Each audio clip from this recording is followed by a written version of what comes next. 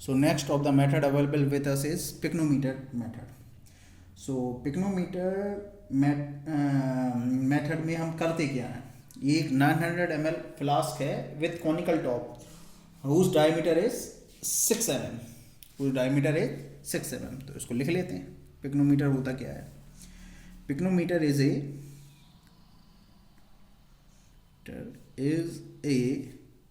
900 ml flask with conical top, with a conical top having 6 mm dia, जिसका dia कितना होना चाहिए? 6 mm होना चाहिए. तो बना लेते हैं. मेरे से बनेगा नहीं, लेकिन मैं बनाने की कोशिश करता हूँ. तो ये हमारे पास पिक्नोमीटर है जिसका टॉप क्या है? कॉनिकल है. और डायमीटर क्या है? 6 mm. डायमीटर कैसा है? 6 mm है. और वॉल्यूम कितना है? 900 ml. ठीक है, ये ले लिया. ये हमारे पास पिक्नोमीटर है. अच्छा, अब ये मेथड तभी सूटेबल है जब हमें जिस सॉइल सैंपल का हम टेस्ट कर रहे हैं उसका हमें स्पेसिफिक ग्रेविटी पहले से ही पता होना चाहिए. So this method is suitable only for those soil whose specific gravity is known. तो लिख लेते हैं. This method is suitable only for those soil whose specific gravity is known. दूसरा पॉइंट क्या है? तो ये इसका एक ड्रॉबैक भी आप लिख सकते हैं. अगर सॉइल स्पेसिफिक ग्रेविटी नहीं है पता, we can not find out the water content of the soil sample. तो दूसरा पॉइंट क्या है? ये मेथड जब सूटेबल है जब हमारी सॉइल कैसी हो? कोहेसिव लेस सॉइल हो. क्या हो? कोहेसन लेस सॉइल हो. जब हमारे पास सॉइल कैसी हो? कोहेसन लेस सॉइल हो. मतलब कोहेसिव सॉइल में ये मेथड सूटेबल नहीं है. दूसरा पॉइंट भी लिख लेते हैं. This method is used for cohesion less soil as for cohesion cohesive soil as for cohesive soil it is difficult to remove air entrapped. It is difficult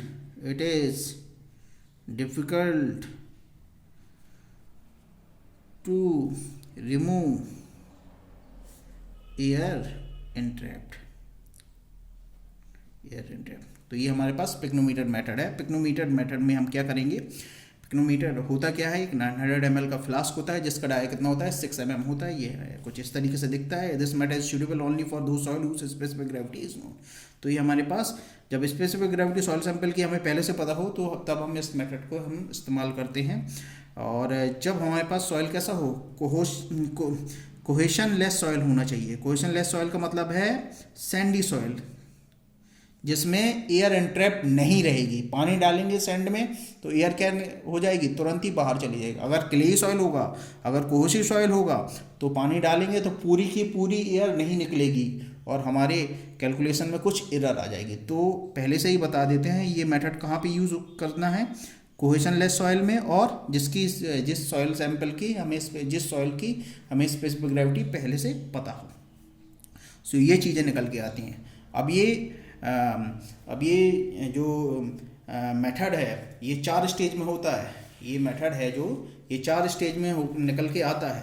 तो मैं एक एक स्टेप को हम डिस्कस कर लेते हैं. पहला पिक्नोमीटर को हम खाली पिक्नोमीटर हम लेंगे. क्या लेंगे? हम खाली पिक्नोमीटर लेंगे. मैं लिख देता हूँ एम्प्टी पिक्नोमीटर है ये. लेट अस सपोज दैट इसका मास कितना है? m1. तो पहला स्टेज है ये फर्स्ट स्टेप है. अब हम क्या करेंगे? इसमें हम मोस्ट सॉइल सैंपल को रख देंगे. पिक्नोमीटर में हम क्या रख देंगे? मोस्ट सॉइल सैंपल को रख देंगे. ये एम्प्टी पिक्नोमीटर का mass let us suppose that m1 है। अब उसमें हमने क्या रख दिया, मोस्ट सॉइल सैंपल रख दिया, तो उसका लेट अस सपोज उसका मास कितना हो गया, m2 हो गया। अब मोस्ट सॉइल सैंपल में वाटर भी होगा, तो मैं इसको अलग अलग तरीके से बता रहा हूँ। मतलब ये मास ऑफ वाटर है, let us suppose that this is mass of solid and this is mass of water. Most soil sample को मैंने अलग अलग तरीके से बताया, mass of water plus mass of soil particle. ये suppose that mass of solid particle है और ये मास ऑफ वाटर है, ठीक है। ये हमारे पास सेकंड स्टेज है, ये हमारे पास क्या है, सेकंड स्टेज निकल के आती है। अब हम क्या करेंगे, तीसरी स्टेज में क्या करेंगे, तीसरी स्टेज में late us suppose that this is third stage. जितना भी खाली स्पेस है उसमें हम क्या भर देंगे, उसमें हम पानी भर देंगे, यहाँ तक तो वैसा ही है। ये सॉइल सैंपल है और ये वाटर है, और जो खाली जगह है इसमें हम क्या भर देंगे, जो खाली जगह है इसमें हम पानी भर देंगे। तो मैं इसको दूसरे कलर से दिखा रहा हूँ, ये रेड कलर से।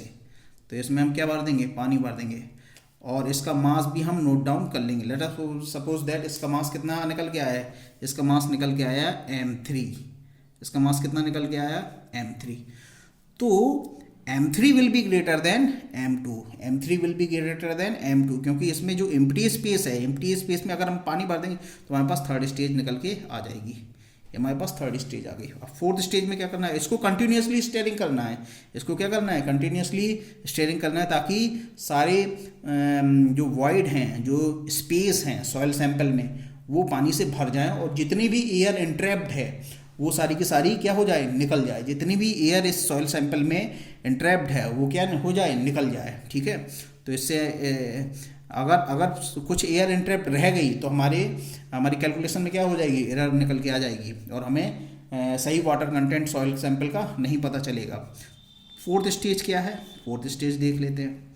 लेट अस सपोज दैट हम फोर्थ स्टेज में क्या करना है, इस पिक्नोमीटर को पूरा साफ कर लेना है। इसमें मिट्टी छिप जाएगी, इसमें मिट्टी चिपक जाएगी, तो इसको अच्छी तरीके से इसको साफ कर लेना है। इसमें क्या भर देना है, इसमें पानी भर देना है। तो ये हमारे पास फोर्थ स्टेज आ जाएगी, और इसका मास भी हमें मेज़र कर लेना है। लेट अस सपोज दैट इसका मास कितना आया, m4।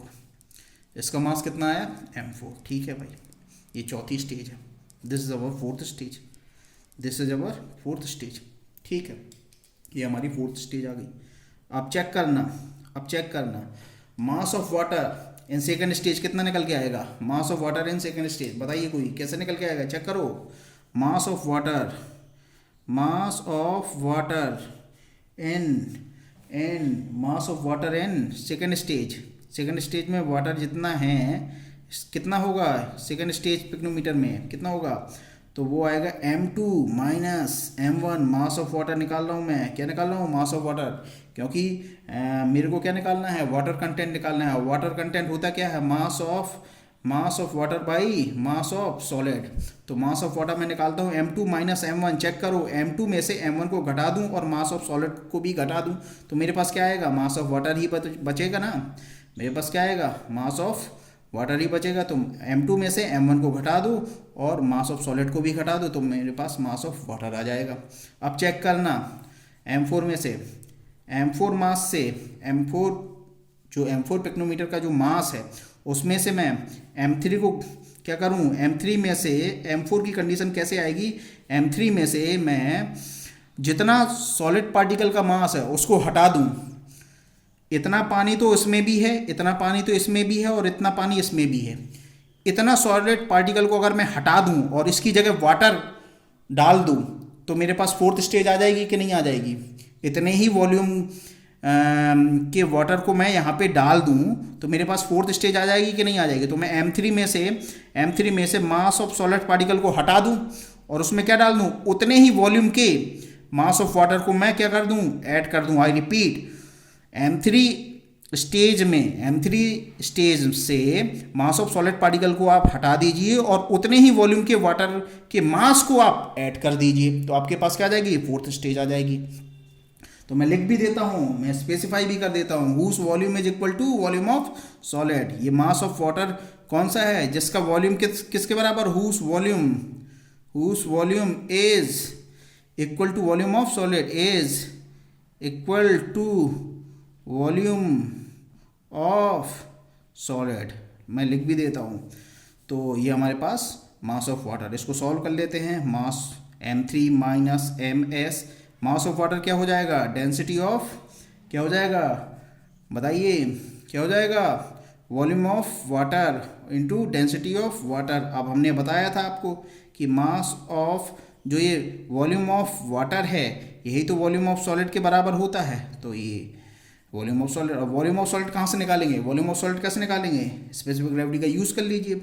स्पेसिफिक ग्रेविटी क्या होती है, स्पेसिफिक ग्रेविटी होती है density of solid by density of water. Density of solid क्या आ जाएगी, मास of solid by volume of solid into density of water. यहाँ से आपके पास क्या निकल के आ जाएगा, वॉल्यूम ऑफ सॉलिड का, वॉल्यूम ऑफ सॉलिड यहाँ से ले आइए। वॉल्यूम ऑफ सॉलिड क्या आ जाएगा, volume of solid is equal to mass of solid by G into rho W. तो यहाँ से आपके पास वॉल्यूम ऑफ सॉलिड आ जाएगा, उसको सॉल्व कर लीजिए। m3 minus ms plus volume of solid क्या हो जाएगा, ms by G into rho W, rho W cancel. तो m3 minus ms plus ms by G m4। तो यहाँ से आपके पास m4 की वैल्यू आ जाएगी। m4 की वैल्यू कैसे, ms की वैल्यू आ जाएगा, आप ms की वैल्यू निकाल लीजिए। मैं इसको यहाँ ले आते हैं तो क्या हो जाएगा, ms minus ms by G is equal to m3 minus m4, m3 minus m4। यहाँ से क्या आ जाएगा, नेक्स्ट पेज में कर लेते हैं, नेक्स्ट पेज में कर लेते हैं।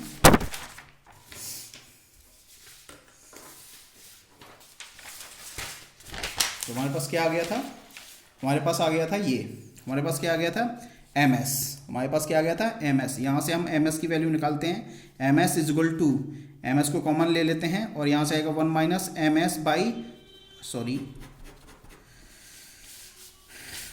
यहाँ से हम निकाल लेते हैं ms की वैल्यू निकालते हैं। यहाँ से हम ms की वैल्यू निकालते हैं, ms को कॉमन ले लिया, 1 minus 1 by G is equal to m3 minus m4, m3 minus m4 है ना।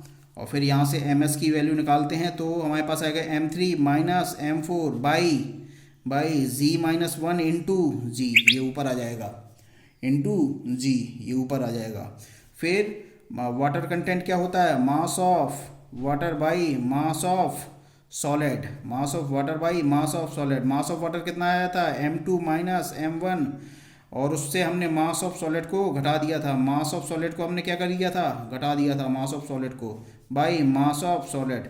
इसको सॉल्व करेंगे तो हमारे पास आएगा m2 minus m1 by ms minus ms cancel हो जाएगा, ये 1 आएगा, ms कैंसिल हो जाएगा, ये 1 आएगा।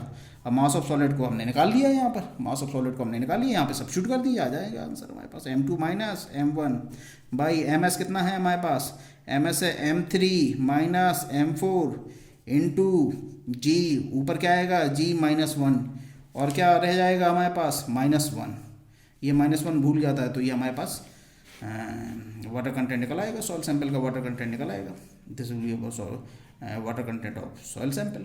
सो we have calculated the water content of the soil sample. तो ध्यान रखना है इसमें कि हमें स्पेसिफिक ग्रेविटी सॉइल सैंपल की पहले से ही पता होनी चाहिए। अब हमारे पास m2 m1 m3 m4 ये सब पता है, स्पेसिफिक ग्रेविटी और पता हो, हम water content of soil sample हम निकाल सकते हैं। और दूसरी चीज़ क्या है, हमारी सॉइल कैसी होनी चाहिए, हमारी सॉइल होनी चाहिए इस मेथड के लिए हमारी सॉइल कैसी होनी चाहिए, कोहेशनलेस सॉइल होनी चाहिए। अगर कोहेसिव सॉइल होगी तो उसमें क्या हो जाएगा, एयर इंटरप्ट हो जाएगा और हमारी कैलकुलेशन गलत आ जाएगी और हमारे पास वाटर कंटेंट में एरर आ जाएगी। So thank you, have a nice day.